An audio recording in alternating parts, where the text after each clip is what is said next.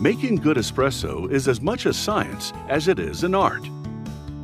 Professional machines balance temperature and steam pressure to produce espresso with kick and crema. Professional espresso machines are made of high-carbon steel sheets. Computer-programmed tools carve different shapes out of the steel. These parts will be the framework for the espresso machine. The tools also cut holes for screws, bolts, and components like the steam tap. An employee places a freshly cut control panel into a hydraulic press machine. The press bends the panel to the correct shape and creates tabs for assembly. This is the panel before and after bending. After bending the other panels, they assemble the framework. The worker attaches a receptacle to capture excess water. He installs meters to control the flow of water. They release different amounts for long or short espressos. He turns the base right side up and screws the side framework to it. He attaches the front panel to the sides. The espresso machine's framework is now in place. Next, they make the group heads. These parts will shoot hot pressurized water through the packed ground coffee.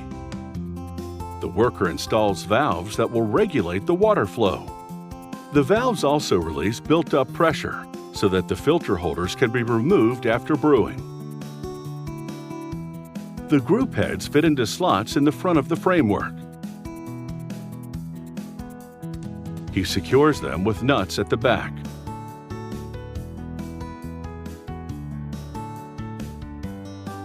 He places a large copper and brass boiler in the espresso machine chassis and connects the water lines. The tank will generate steam to froth milk for cappuccinos. It will also supply hot water for tea. Heat exchangers run through the boiler to supply the hot water for brewing. He connects copper pipes to the heat exchanger outlets on the boiler. Then he links them to the group heads. The pipes have been pre-bent in order to easily fit into the group heads. He tightens the fitting for the hot water tap. Next, he installs the pump that pressurizes the water. He screws it to one side of the framework. A worker then wires the electronics to the front of the machine.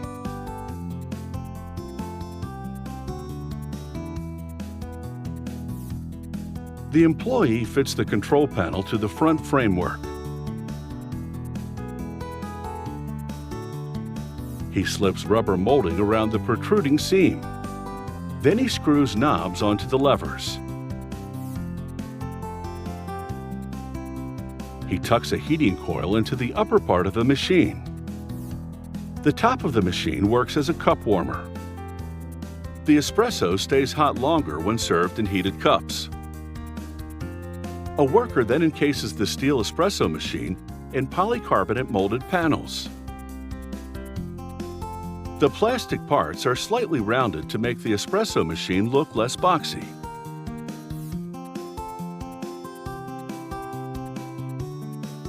He seats a steel drip tray under the group heads.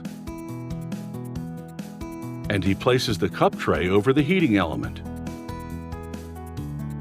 The espresso machine is ready for the filter basket holders. They're equipped with winglets that hook into the group heads. The worker tests the espresso machine to confirm that there are no leaks in the hydraulic circuitry. The machine appears to be in good working order.